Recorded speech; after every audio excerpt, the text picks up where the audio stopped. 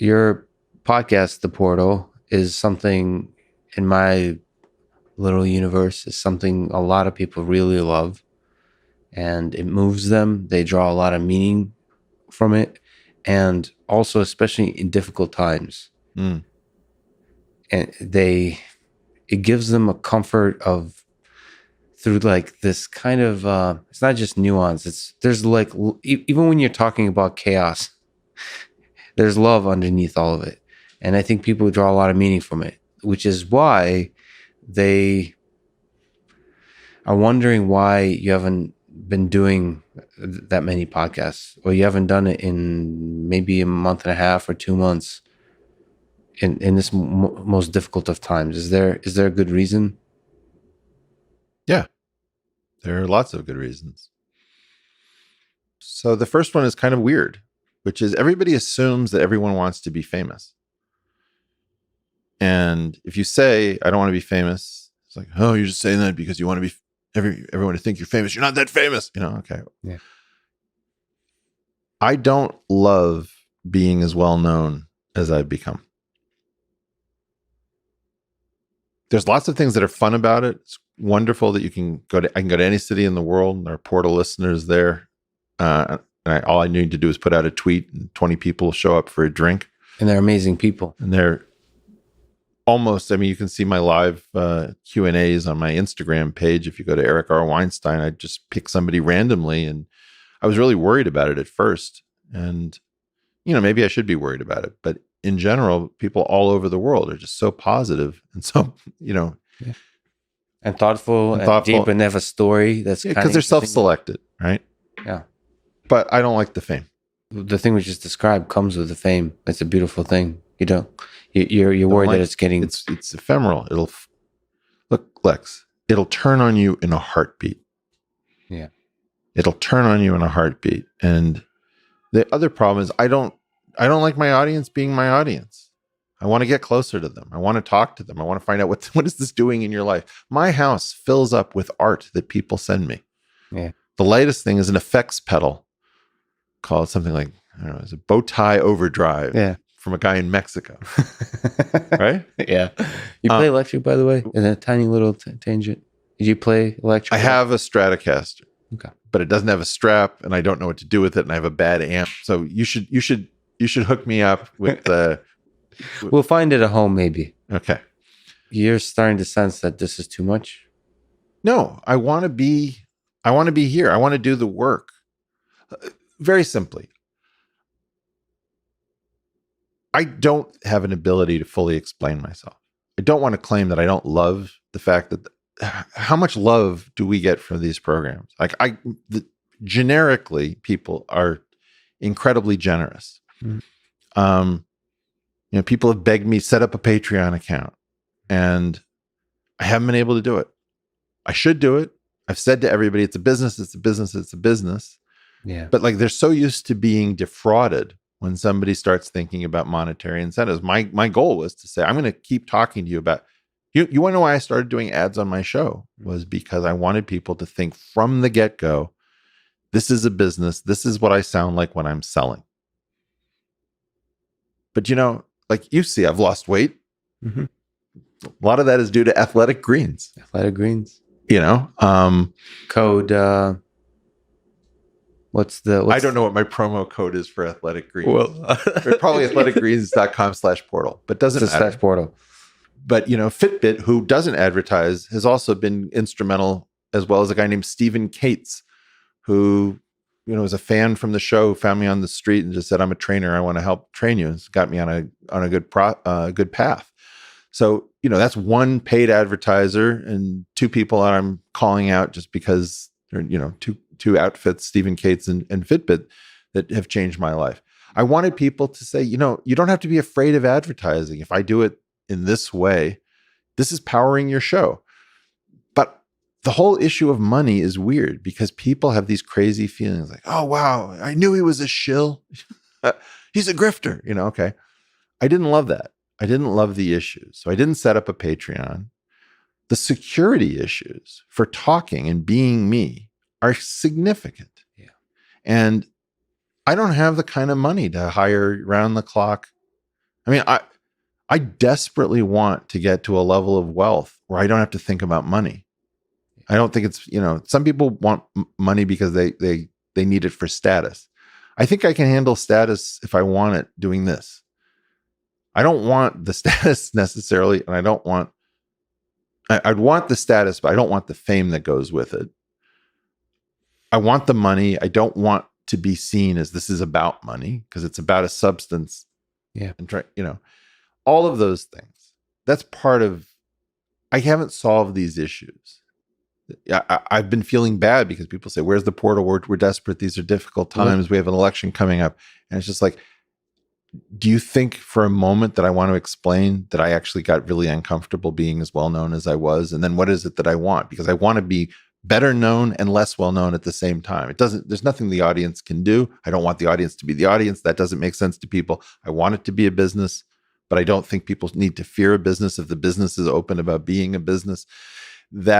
And then that's all to the side. What you're seeing now in front of the election is an incredibly meta-violent period in our online existence. And I believe that anybody who attempts to say these two parties are completely screwed, at the moment, the leadership of these parties is unsalvageable, unworkable. Everyone hears that from inside the two-party system. Oh, I get it. He's trying to subtract votes off of Biden. Oh, I get it. He's trying to scuttle Trump. Oh, I get it. This is a play for his show because he's trying to plug in to discuss. There's a Bill Hicks routine on marketing. Have you ever seen this? Mm. Brilliant. I recommend it to everyone, where he comes out on stage and he says, are there any people in marketing and sales in the audience? Woo, yeah. It's like, okay, great. Can you do us all a favor and die? And like everybody laughs. He's like, no, I'm not laughing. I'm being serious. So he talks about how marketing is horrible. So you're like, where's this act going? Then he gets to the point of it. It's like, oh, I know how you marketing people think. Bill's going after that resentment dollar. That's good dollar. Let's get that resentment anti-marketing dollar. Yeah. It's like, no, that's not what I'm saying. I really hate marketers. Oh, that's good. It's the authenticity dollar. You can't escape this kind of negative marketing thought. And I guess that gets to the issue that I don't want to be destroyed in advance of this election. I don't think it's a good use of my relationship to my audience to be broadcasting how completely ridiculous Donald Trump and Joe Biden are as candidates for the president of the United States, full stop. None of this makes any sense. These moderators of these pseudo debates were in the wrong format with the wrong people. No part of this makes a whit of sense. Can I try to push back? Several claims. One is, I don't believe the systems as they stand now can destroy the Eric Weinstein voice, the voice. You're a child. I'm sorry to say that. But, it's also possible. Let's fight. It's entirely possible that you're the child. Okay? Because a child would say, you would call other people a child. Yeah, get in the first blow. It's a big reveal. It's a tell. Because the only power they have is to attack you psychologically. No. Well, I believe that the army of people that love you is much more powerful than mainstream media, than people that you might hear say ridiculous things that you just said, which is try to reduce you, like the marketing thinking. I just believe there's an army, maybe there's a better term, of people that see you for who you are and are hungry. Like, I'm not disputing those things. And that's not what I'm saying. I would venture to say, as your therapist, that you're actually the battle is all in your mind. That you have found these demons in the system, and they're just a tiny minority, and it's all in your mind. They cannot actually remove. They're not strong enough to remove the voice of Eric Weinstein, to silence the voice. I love this. Mm-hmm. This is some of the best fiction writing I've ever heard. Let me tell you, I have relatives who've known me my entire life where one article in the New York Times, they will believe that over me. My contention is that that has no power except to affect your psychology. You're not What you hearing, have to you're do not is the hearing, Rogan you're not thing, which hearing, is you're laugh. not hearing me. Just laugh. I am laughing. I know, but more. I'm telling you something. Yes. Okay. The way this works is through ruin. Ruin can come to anyone. There's no one who cannot be ruined. Every single person is signed up right now to be ruined by the system. But don't you understand that you have more power than the system? You can ruin the system. Your Twitter account, the podcast. I That's what agree. I'm telling you about the army. Right? I agree that my Twitter account, my pocket, but what we've seen, for example, you saw what happened to Brett's Articles of Unity project? Yes. Okay, what happened? You mean on the Twitter side? On the Twitter side, what happened? What happened? Well, actually, say the words. Answer. Say the word. It was blocked or removed from Twitter. Suspended. Account suspended. And okay, I have a direct line to Jack. Yeah. Okay, so I'm talking to the CEO, who I am crazy enough to still believe in. Good, I do too. I believe it. Somehow, there's a very strange thing going on with Jack Dorsey. I cannot possibly reconcile the actions with the person that is a next level mind in there. I don't know it well enough to say that it's all next level. I'm not claiming he doesn't have any blind spots. Every smart person I know has blind spots. I don't know what he's up against, blah, blah, blah. There's no way that the Jack Dorsey that I've talked to and the Jack Dorsey that interacted over Articles of Unity can be the same person. He is constrained by that company in some way that doesn't make sense to me. Either that or he's the most duplicitous person on earth, and I'm not believing it. I just don't buy it. Okay? Yeah. Something horrible is happening. My claim is I can remove you functionally from the chessboard in a tiny number of moves. No matter who you are, no matter how virtuous or how much of a bastard you've been your entire life, it doesn't take more than 3 or 4 moves to basically neuter you as a force. Yeah, and I disagree that if that's possible, that means I'm not very good at chess. Like Unity 2020 was removed from Twitter because it's not good enough. Okay. Not within the system. Like the army of people that feel the brilliance of the idea was too small. There. Okay, but fear, uncertainty, and doubt is the name of the game, the coin of the realm. Psychology, though, it's not real power. It just affects the mind. Okay, I have a reading assignment for you. Because you're Russian, you'll really enjoy this. As part of the Great American Tobacco Settlement, the Tobacco Institute had to disgorge its archives of all of its strategies, all of its skullduggery, and put it on the web for all time so that we could all understand how the tobacco companies got together and destroyed people, right? You see tobacco destroys people. You can see, Scientology destroys people. There are various vindictive organizations that will not tolerate reality in opposition to them. Let's take them down. Okay. That's what I'm trying to tell you is okay. No. So why aren't you doing the podcast to return? Because that's one of the weapons of war. Well, first of all, if you're at war, I don't want to discuss strategy on a podcast, right? But that's you're misunderstanding. What did Montgomery say about Rommel? But wasn't his line, I read your book, you beautiful bastard? It's like, why are you using the tactics that you already explained? Okay. So one of the things I'm doing is I'm not having a strategic conversation with you and several 100,000 of our closest friends. I pulled back because this is not the battle that I know what I'm doing. I do not feel passionately enough about defeating Donald Trump to elect Joe Biden, even if that's the way I'm going to ultimately vote, right? I don't believe in the Biden Democratic Party. I don't believe in the Trump Republican Party.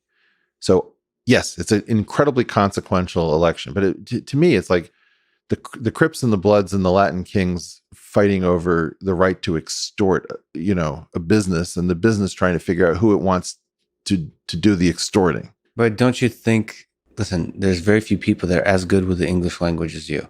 Don't you think it's possible to draw a line that doesn't in between that finds how we find our common humanity that ensures a better 2021 without having to say like Donald Trump is evil or Joe Biden is incompetent or any of that. Just somehow draw I a am beautiful line. seeing Eddie Van people in Halen. so much pain.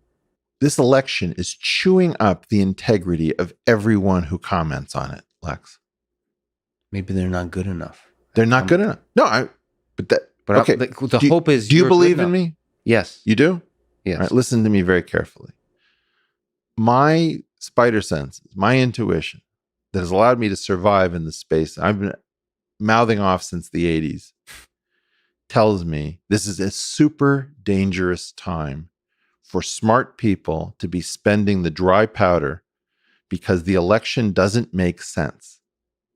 Doesn't mean that I don't have a sense that one outcome would be better than the other, probably, but the variance on that, I'm not even positive that I'm right. These two options are so completely inappropriate to the world of 2020. What we need is so diametrically opposed to more boomers and more silent generation people trying to sort out a highly technical world being mediated through social media. We need more exclusion. We need more actual elites. The people we've called the elites are not the elite. They need to go. Yeah, we need excellence, competence. Yeah. We need people who can be trusted behind closed doors, and we need to close the doors so we can't see what those people are doing. Here's the thing. Imagine that you had a bunch of people who'd all seen action in combat, had all volunteered to be part of the armed services, had all come from backgrounds where they didn't need to. So you were convinced that these people had put their lives on their line for their country, not for a payday. Imagine you had 10 of these people with technical backgrounds. Men, women, black, white, Muslim, Jew, doesn't matter, right? I would trust those people and I'd close the door. I don't want to know what they talked about. I don't want transparency into all of their negotiations. I want to know that they're patriotic, that they see something in the world bigger than themselves and their family fortunes. I want to know that they're courageous. I want to know that they've got all of our well-being, and I'm willing to roll the dice. And if they screw us over, I'd rather go down like that. Okay, so I disagree with you there because there's a difference between those and Jocko because you're now speaking to people with credentials of No, particular. I'm talking about self-credentialed people. Self-credentialed. I view Jocko as self-credentialed. But the powerful thing about Jocko is he's not only self-credentialed, but he's been real with people. The magical thing about Jocko isn't his book, isn't his life story, is he's been talking on a podcast for a long. There's something real that happens. Okay, so if you took Dan Crenshaw, yeah, and Tulsi Gabbard, and you took Jocko Willink and maybe Jesse Ventura, right? You can take. I see where you're going with this. What? You can take Bernie Sanders, yeah, who's a lone voice. You take all of these people who've like really just risked. Like, why is Katharine Hepburn the best that Hollywood ever produced? Because she told Hollywood to go fuck itself. Hard. They gave her 4 Academy Awards. And she said, love you, sweeties. I'm going to use them as the doorstops for the bathrooms in my house. See, that's skill. That's what you were talking about. Yeah. Be Katharine Hepburn. Audrey Hepburn is pretty amazing, but Katharine Hepburn is next level, right? Well, that's what you're trying to say to me. Yeah. Okay. I'm trying to figure it out, Lex. Okay. I don't have the answer yet. What I do know is that this election is chewing people up. And I mean 2 separate things. One, that parties don't have enough integrity, that if you comment either for or against, there's a short sequence where you make a comment that's nuanced, you get referenced to something, right? Like, take this thing about, find people on both sides. That is non-resolved after N years, whether the context should be reported or not. We are in some situation in which Democrats and Republicans are primed to fight each other the way introducing 2 ants from 2 different ant colonies always produces a battle. Yeah. Okay. I don't want to be in that fray because those people are going to kill each other mindlessly like robots. And until the election is concluded, like do I think this is dire? Yes. Could it be make or break? Absolutely. I'm not saying that. Do I know which way this goes? I can make an excellent argument that we need to elect Joe Biden right now, that we've got a situation which can only be cured by voting for Joe Biden. I can make another argument that we could have a situation that can only be cured by defeating Joe Biden right now and all of the things that the modern Democratic Party represents. Yeah. I don't have, it's not the lady and the tiger. We're choosing between the tiger and the tiger. It's the Sumatran tiger versus the Siberian tiger. Mm-hmm. Right? I'm trying to think, well, which tiger do I have a better chance against?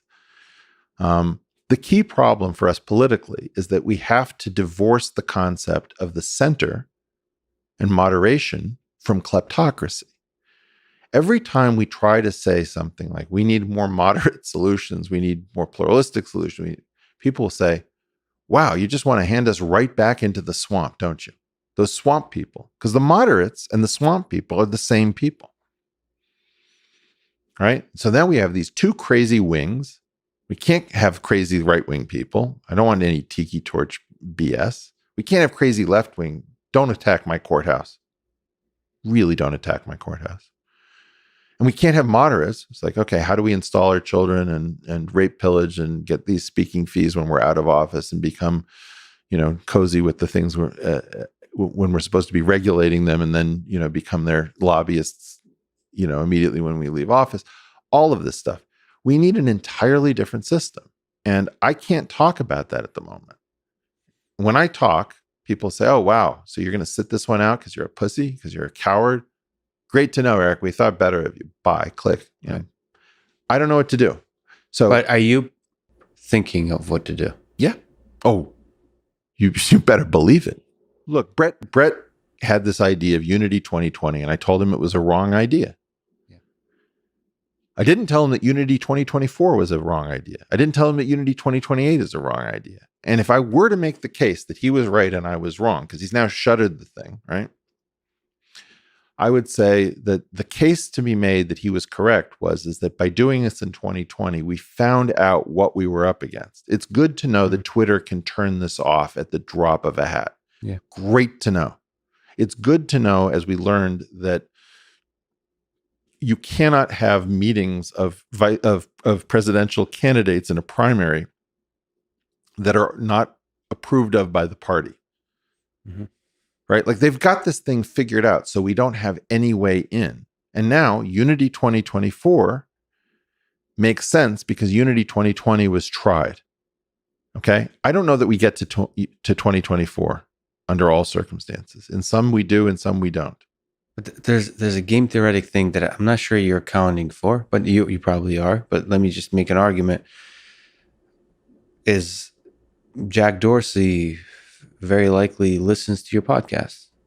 And this is the power of these words. Something deep went wrong.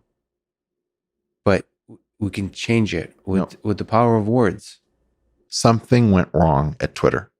They have so much division on their platform. That's what I'm trying to say. They've got... And it's not wrong. They just don't know. They're understaffed. They have an insoluble problem. Difficult to solve. They have an insoluble problem. This is where you and I disagree. Because, well, all right. Or I'd like to create a competitor. No, so then, give it to me. Yeah. Well, create the competitor. Show me that you actually have understood this. Because my guess is that most of the things that you'll think about, I mean, I can tell you things I've talked to Jack about, which I know would make Twitter much better. However, I think that this problem of instantaneous communication across the planet, and you subtract off all sorts of context and mutual self-knowledge, the problem is us. It's not the platforms. You're thinking about a technological solution, and I'm saying the problem is that we are ultimately the product. And I just disagree with that, and there's a lot of... That's probably could save that for tomorrow. I look forward to spending summers in your villa when you debut this product, and I would love to angel invest in it. By the way, in terms of money, I'll never have a villa. Yeah? No, I will always give away everything I own. Don't do that. No, invest into like things like you mentioned, awesome things. Yeah, invest, fine, but a little bit of avuncular advice. Mm-hmm. Don't pledge to be the person who disgorges themselves of security. Money is freedom. That's what it is. It's a big honking pile of freedom. Okay. You can choose to use it as the freedom to imprison you if you don't, so you can use it as freedom to make yourself a prisoner of your money. But generally speaking, Lex, money is freedom and your voice is important. At least retain the amount of money security you need to follow Joe's advice. What is the point of FU money if you don't say FU? The number of people who have FU money who don't say FU indicates the number of people who chose the freedom of their wealth to create a prison. Yeah. They built a prison with the freedom they had and they walked into it, locked the door. I think it's too difficult not to create. The reason I want to give away the money is because I just know my own psychology, and you create prisons. Our human mind just creates those prisons. The FU money is enough for basic shelter and basic food. That's the You have optimal FU. You don't have kids yet. This is This is the problem. This is why so this is me, single Lex, speaking. Great. But Future Lex, Future Lex, I'm talking to Future Lex. Single present Lex, please don't listen. Yeah. Don't be an ass. Okay. You're going to need some money, and don't make these pledges to say on a podcast. I want to save you from yourself. You need money to do many of the beautiful things that we're counting on you to do. Don't F it up.